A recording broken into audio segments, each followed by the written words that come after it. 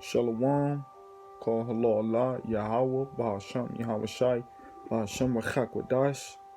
Double honors to the apostles and elders of Great Millstone who were well. Salutations to the hopeful elect that preaches truth out the four corners of the globe.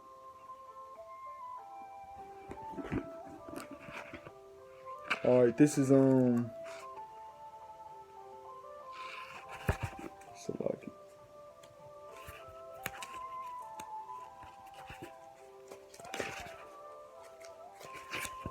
This is James chapter 1, verse 1 says,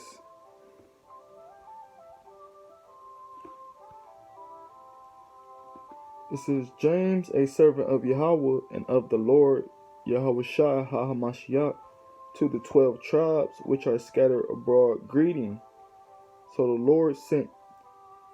Yahweh sent James, alright, which is the servant of the Lord, to write to the 12 tribes. Salakia. The Lord set up James to write to the 12 tribes of Israel scattered everywhere, man.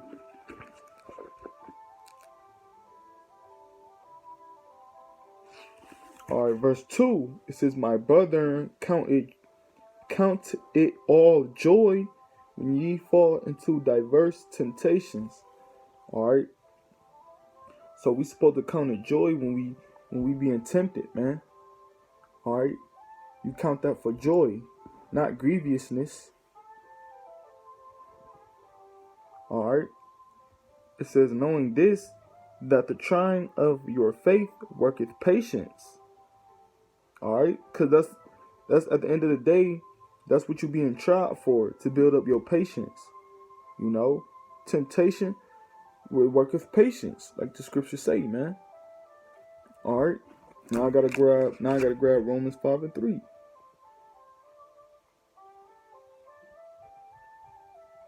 You know, when you go through things in life, you're being tempted, you're being tried, afflicted, chastised, you're supposed to count all of that for joy, because at the end of the day, it's for our correction, you know. At the end of the day, it's for our embetterment, okay? All these tribulations and things that we're going through is going to lead to us being more experienced, more patient, you know.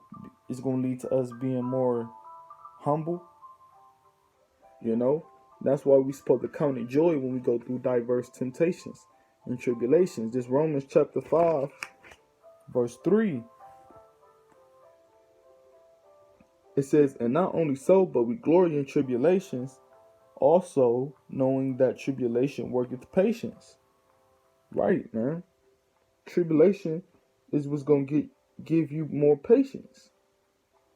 Alright? Things you go through, the things you deal with on a daily basis, the tribulation, alright, it brings forth patience, man, to those that endure tribulation.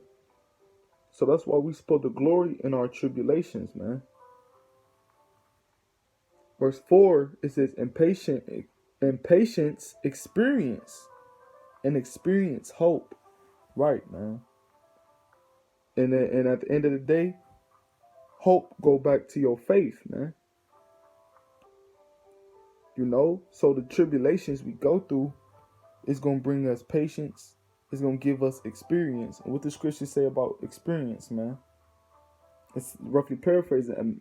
A man with much experience, a man with much wisdom hath experience. Roughly paraphrasing, man. You know,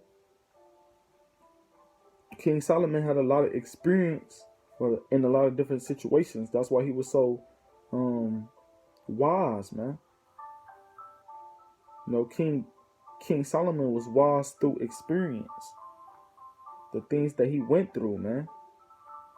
You know, the things he experienced.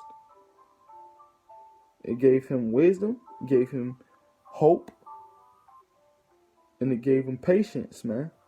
And it's going to do the same thing for the elect. That's why we striving to striving for the truth unto death, man.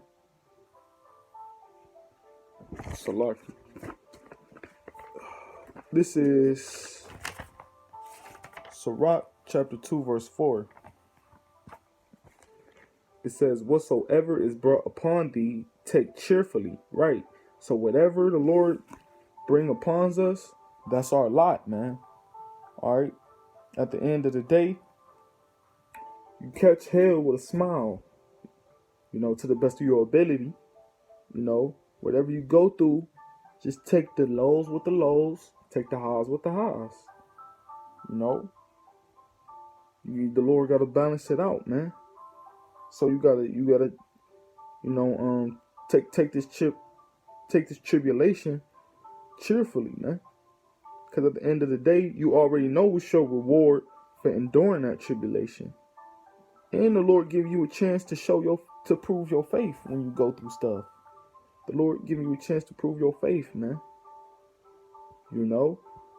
It says, and be patient when thou art changed to a lower state. Right. When the Lord humble you, you at your lowest state, man. So you are to be patient. And that's why the scriptures say tribulation worketh patience. All right, because when you being tried, when you being tempted, when you in tribulation, all right, that it humbles you. You being humbled. That's a humbling stage.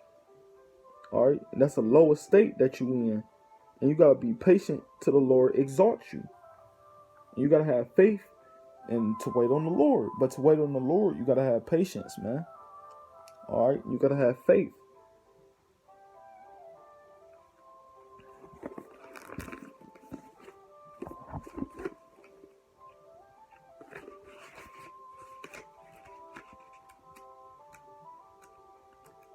This is Hebrews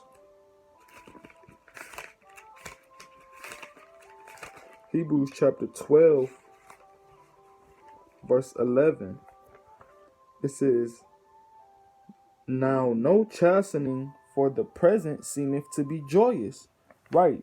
And when you being chastised, you being punished for correction.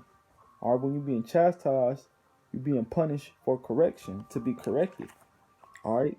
So when you being chastised, when you're going through affliction, when you're going through tribulation, and you being afflicted, at that moment, no, it's not gonna seem joyous, man.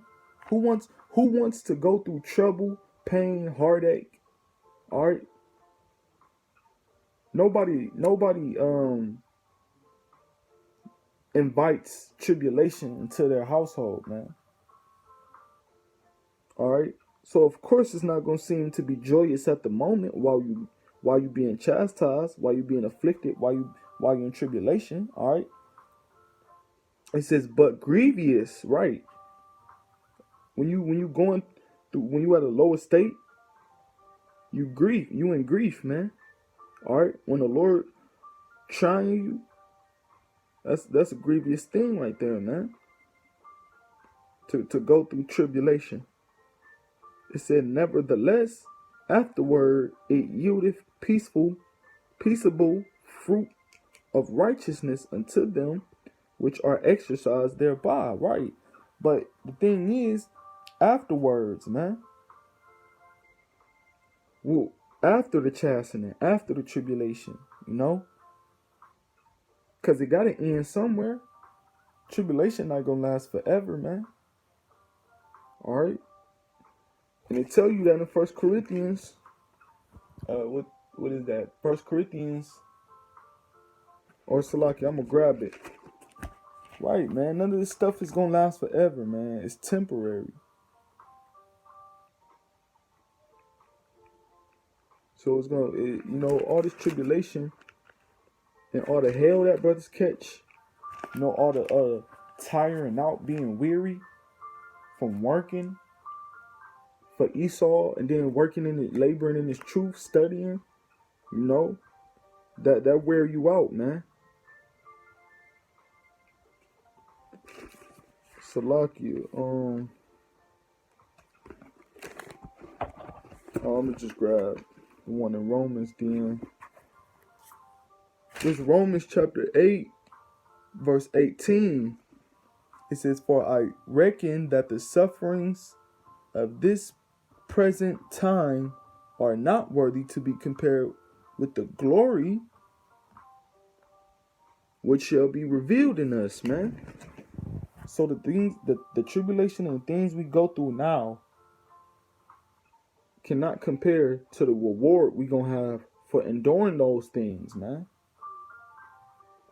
All right, it just cannot compare. I'm gonna go back to Hebrews.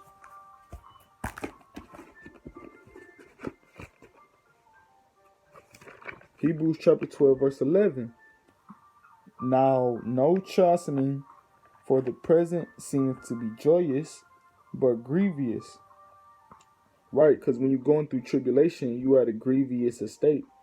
"Nevertheless, afterward it yieldeth the peaceable fruit of righteousness unto them," okay, "that which are exercised thereby." All right, but after the tribulation, after the grievousness, after the low estate, after the affliction, all right, it's gonna yield peaceable fruit of righteousness, man. So basically, you're gonna get your reward for enduring it, man. For enduring tribulation, for enduring affliction. All right, that's why we glory in our tribulation. That's why we memorize the times where we were humbled, man. Because if it wasn't for that humbling stage, we wouldn't be exalted, man. The scriptures say humility before honor. So first we got to be humiliated, man, in the worst ways, in order to be honored in the best way. And that's just balance, man. That's just the order, man. All right, we got to experience tribulation in order to judge these other nations, man. We got to experience the things that we about to experience in order to be kings and great rulers of the kingdom. We got to go through the stuff that Yahushua went through in order to sit and dwell with him for eternity, man. That's the only way we'll be able to be worthy to even dwell in the kingdom with the Lord, is if we go through the things he went through, man.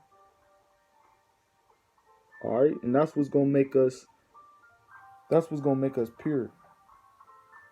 But I'm gonna read this last part. It say, "Nevertheless, afterward it yieldeth the peaceable fruit of righteousness unto them which are exercised thereby."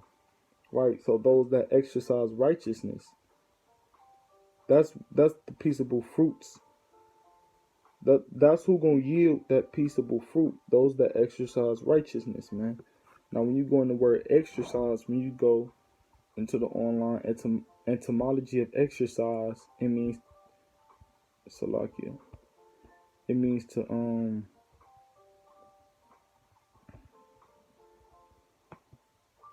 It means to put into active use, to make use of, to mentally and spiritually training. All right, mental and spiritual training, man. So you have to train yourself in this truth. You mentally and spiritually have to train yourself in this truth. All right, to be righteous, man. And what the scriptures say about exercising righteousness, man?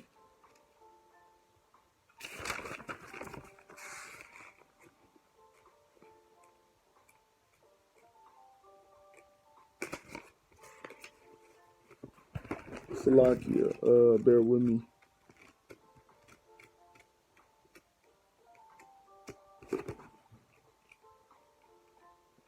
This is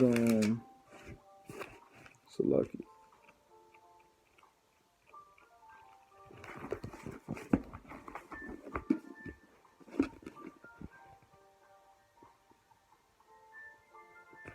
This is 1 Timothy chapter 4.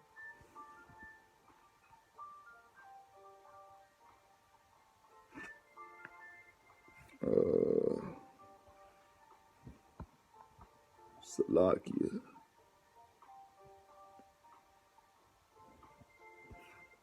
This First Timothy chapter 4,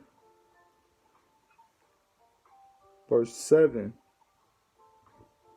It says, "But refuse profane and old wives' fables, and exercise thyself rather unto godliness," man. And godliness is righteousness. Alright? So Apostle Paul, or Salakia,